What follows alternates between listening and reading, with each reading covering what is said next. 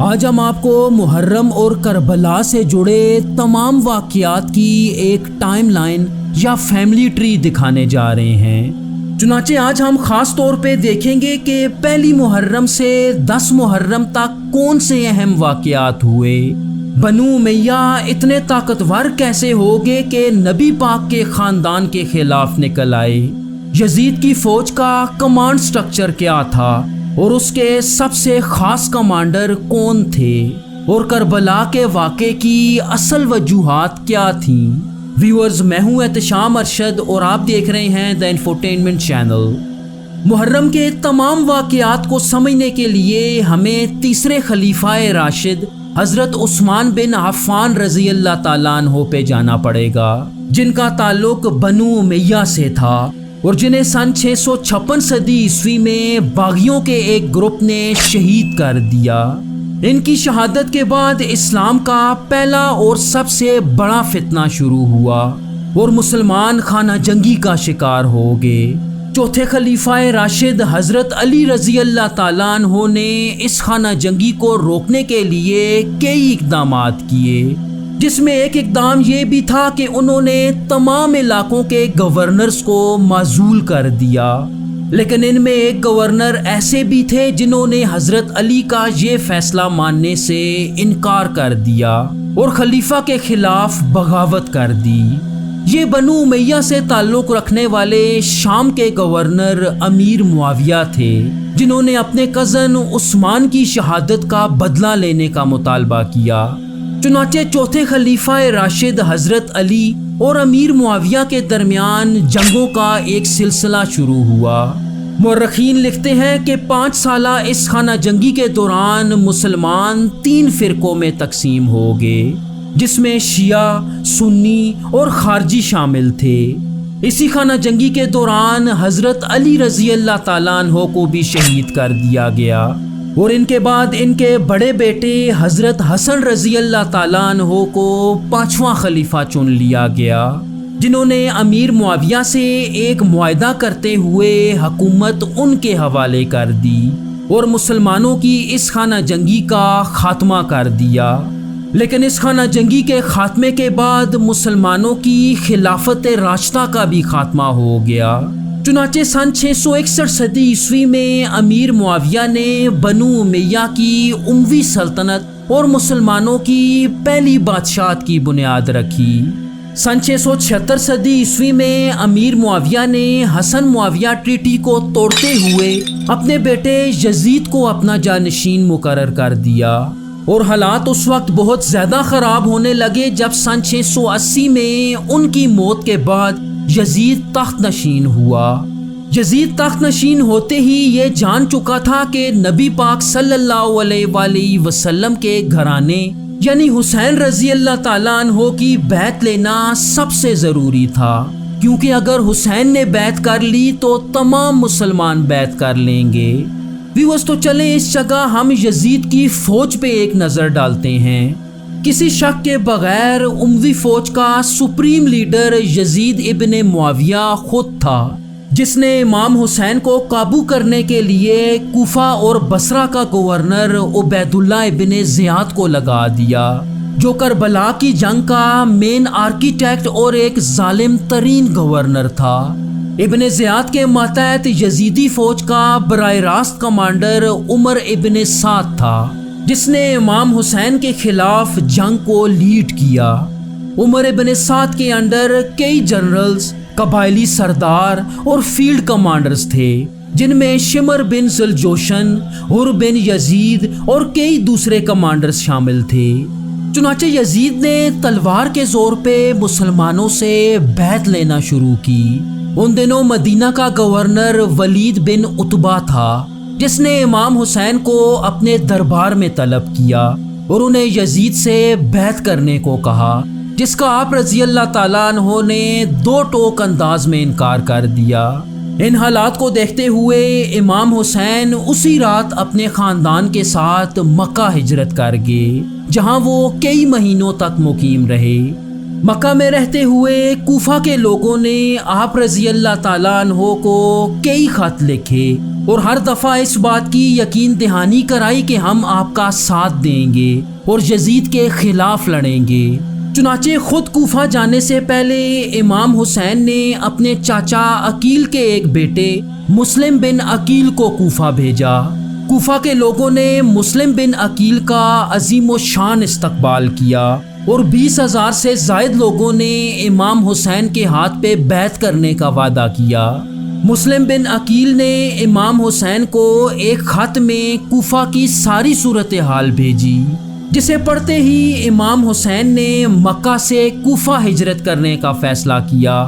Viewers, اگر اس ہجرت کو ہم میپ پہ سمجھنے کی کوشش کریں تو مکہ عرب کے مغرب میں عین اس جگہ واقع ہے، جبکہ کوفہ عرب کے شمال مشرق میں اس جگہ پہ ہے۔ اور اگر مکہ سے کوفہ تک کا سفر دیکھا جائے تو یہ تقریباً 1400 سے 1500 کلومیٹر بنتا ہے، جو امام حسین اور ان کے قافلے نے تقریباً 24 دنوں تک طے کرنا تھا۔ لیکن امام حسین کو کوفہ داخل ہی نہ ہونے دیا گیا، بلکہ یزیدی فوج انہیں پڑوس کے ایک ریگستان کربلا میں لے گئی، جسے ہم آگے جا کے دیکھیں گے۔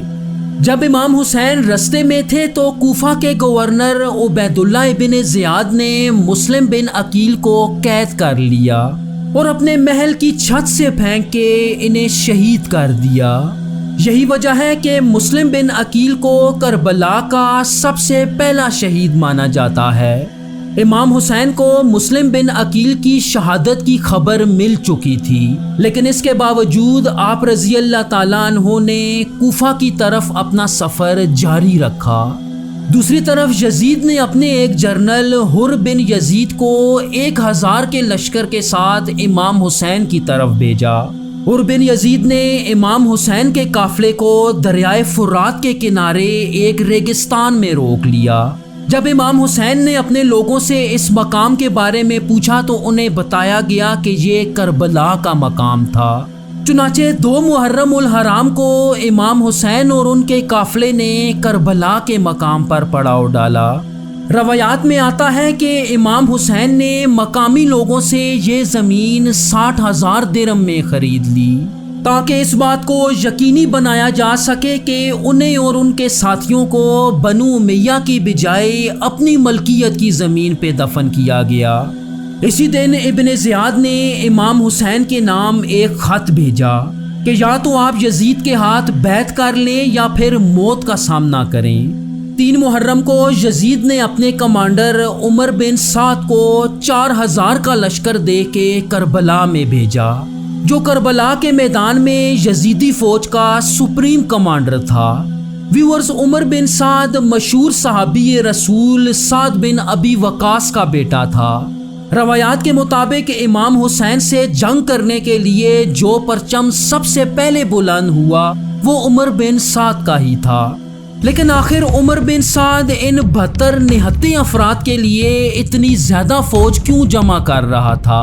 اس کی وجہ یہ تھی کہ ان 72 افراد میں ایک شخص ایسا بھی تھا جو ہزاروں جنگجوؤں پہ بھاری تھا۔ ان کا نام حضرت عباس ابن علی تھا، جو حضرت علی رضی اللہ تعالیٰ عنہ کے بیٹے اور امام حسین کے بھائی تھے۔ یہ اتنے بہادر تھے کہ جب یہ جنگ میں لڑتے تو لوگوں کو لگتا کہ علی لڑ رہا ہے۔ 4 محرم کو ابن زیاد نے جامع مسجد کوفہ میں ایک خطبہ دیا، جس میں اس نے امام حسین کے خلاف لوگوں کو خوب بھڑکایا۔ اس پر بہت سے لالچی لوگ آمادہ ہو گئے، جن میں سر فہرست شمر بن ذیلجوشن تھا۔ 5 محرم کو مزید چھوٹے بڑے یزیدی لشکر کربلا میں جمع ہوتے رہے، جس کے بعد کچھ روایات میں یزیدی فوج کی کل تعداد 30,000 جبکہ کچھ دوسری جگہ 70,000 سے بھی زیادہ بتائی جاتی ہے۔ ویورز، 7 محرم کو عاشورہ سے پہلے سب سے اہم دنوں میں شامل کیا جاتا ہے، جس میں ابن زیاد کے حکم پر عمر بن سعد نے 500 اموی جنگجوؤں کو دریائے فرات پہ لگا دیا اور امام حسین اور ان کے ساتھیوں کے لیے پانی مکمل طور پہ بند کر دیا۔ امام حسین کے ایک بیٹے امام زین العابدین پہلے سے ہی بیمار تھے اور پیاس کی شدت سے مزید تڑپ رہے تھے۔ 8 محرم تک کربلا میں پیاس کی شدت انتہا کو پہنچ چکی تھی۔ چنانچہ قمر بنی ہاشم حضرت عباس علمدار نے کئی مقامات پر کنویں کھودنے کی کوشش کی لیکن وہ اس میں ناکام رہے، تو آپ رضی اللہ تعالیٰ عنہ نے چند ساتھیوں کے ہمراہ پانی لانے کی کوشش کی اور کچھ پانی کیمپ تک پہنچانے میں کامیاب ہو گئے۔ 9 محرم تاسوعہ کے دن شمر بن ذیلجوشن 4000 سپاہی لے کے کربلا میں داخل ہوا۔ وہ ابن زیاد کی طرف سے ایک خط بھی لایا تھا جس میں ابن زیاد نے عمر بن سعد کو دھمکی دی کہ یا تو حسین کو بیعت پہ مجبور کرے یا پھر آپ رضی اللہ تعالیٰ عنہ کے خلاف جنگ کرے۔ اگر عمر بن سعد یہ نہیں کر سکتا تو لشکر کی کمان شمر کے حوالے کر دے، لیکن عمر بن سعد نے حملے کی تیاری شروع کی۔ ویورز، شمر حضرت علی رضی اللہ تعالیٰ عنہ کی بیوی اور حضرت عباس علمدار کی والدہ ام البنین کے قبیلے سے تعلق رکھتا تھا اور رشتے میں حضرت عباس اور ان کے بھائیوں کا ماموں لگتا تھا۔ چنانچہ شمر نے اپنے چاروں بھانجوں حضرت عباس، حضرت عبداللہ، حضرت جعفر اور حضرت عثمان رضی اللہ تعالیٰ عنہ کے لیے امان نامہ لے کے آیا، لیکن حضرت عباس اور ان کے بھائیوں نے مل کے کہا کہ خدا تمہارے امان نامے پہ لعنت کرے، یہ کیسے ہو سکتا ہے کہ ہم امان میں ہیں اور بنت محمد کی اولاد امان میں نہ ہو۔ 10 محرم کی صبح حر بن یزید کو امام حسین کے خلاف اپنے اقدامات پہ بہت ندامت ہوئی، اور جب اسے پتہ چلا کہ عمر بن سعد امام حسین کے خلاف جنگ کرے گا تو وہ امام حسین کے ساتھ جا ملے، اور کہا جاتا ہے کہ یہ اس جنگ میں شہید ہونے والے سب سے پہلے لوگوں میں شامل تھے۔ چنانچہ فجر کی نماز کے بعد جنگ کا آغاز ہوا۔ امام حسین کے کئی ساتھی ایک ایک کر کے شہید ہونا شروع ہوئے، جس کے بعد امام حسین نے اپنے انتہائی خوبصورت بیٹے حضرت علی اکبر کو میدان جنگ میں اتارا، جو نبی پاک صلی اللہ علیہ وآلہ وسلم کے ہم شکل تھے۔ حضرت علی اکبر انتہائی بہادری سے لڑے اور یزیدی فوج کے کئی جنگجوؤں کو موت کے گھاٹ اتارا، لیکن پھر ایک اموی جنگجو مرہ ابن سعد نے انہیں سینے پہ تیر مار کے شہید کر دیا۔ حضرت علی اکبر کے بعد امام حسن کے بیٹے حضرت قاسم ابن حسن میدان جنگ میں اترے، جو شہادت کے وقت محض 13 سال کے تھے۔ کہا جاتا ہے کہ انہیں یزیدی فوج نے گھوڑوں کے نیچے روند کے شہید کیا۔ ان کے بعد امام حسین کے 2 اور بھتیجے عبداللہ اور بشر بھی شہید ہو گئے۔ حضرت عباس ابن علی بھی جنگ میں مصروف تھے، اور اسی دوران پیاس کی شدت سے انہیں بچوں کی رونے کی آواز آئی، تو انہوں نے امام حسین سے ایک دفعہ پھر پانی لانے کی اجازت مانگی۔ اجازت ملنے پر حضرت عباس یزید کی آرمی کو چیرتے ہوئے دریائے فرات کی طرف بڑھے، اور یزیدی فوج میں کسی کی ہمت نہ ہوئی کہ انہیں روک سکے، لیکن پانی لاتے ہوئے واپسی پہ انہیں یزیدی فوج نے گھیر لیا اور ان کے دونوں بازو کاٹ کے انہیں شہید کر دیا گیا۔ اس کے بعد امام حسین اپنے 6 مہینے کے بیٹے حضرت علی اصغر کو یزیدی فوج کے سامنے لائے اور کہا کہ میرے لیے نہ صحیح اس بچے کے لیے ہی پانی دے دو، لیکن اموی فوج سے ہرملہ نے گلے میں تیر مار کے انہیں بھی شہید کر دیا۔ حضرت علی اصغر کی شہادت کے بعد پورے میدان جنگ میں صرف امام حسین ہی بچے تھے۔ آپ اپنے گھوڑے ذوالجناح پہ سوار ہو کے ہاتھ میں ذوالفقار لیے میدان جنگ میں اترے۔ امام حسین نے انتہائی تیزی سے دشمنوں کے کئی کمانڈرز کو موت کے گھاٹ اتارا۔ عمر بن سعد نے جب یہ دیکھا تو اس نے امام حسین پہ تیر برسانے کا حکم دیا، جس کے نتیجے میں آپ رضی اللہ تعالیٰ عنہ کا پورا جسم تیروں سے چھلنی ہو گیا۔ امام حسین اپنے گھوڑے سے گرے اور سجدے کی حالت میں چلے گئے، لیکن دشمن کی ہمت نہ ہو رہی تھی کہ ان کے قریب آ سکیں۔ چنانچہ شمر آپ رضی اللہ تعالیٰ عنہ کے پاس آیا اور آپ کا سر تن سے جدا کر دیا۔ اس کے بعد یزیدی فوج نے اہل بیت کے خیموں کو لوٹنا شروع کیا اور بچ جانے والے تمام افراد کو قیدی بنا لیا، جس میں حضرت امام حسین کے بیٹے حضرت زین العابدین بھی شامل تھے، جو امام حسین کے واحد بچ جانے والے بیٹے تھے۔ اور یہاں آپ کو یہ بھی بتاتے چلیں کہ امام حسین کی نسل ان کے صرف اسی بیٹے سے آگے چلتی ہے۔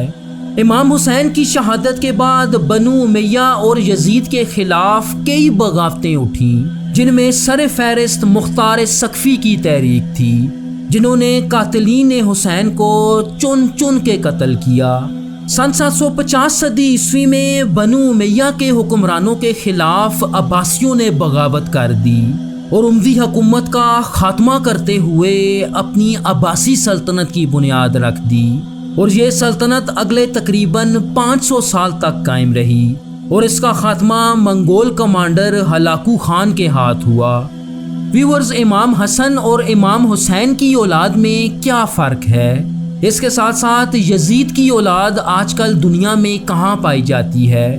ان دونوں ویڈیوز کو دیکھنے کے لیے اسکرین پہ دی گئی ویڈیو ضرور دیکھیے گا۔ تھینک یو سو مچ۔ اللہ حافظ۔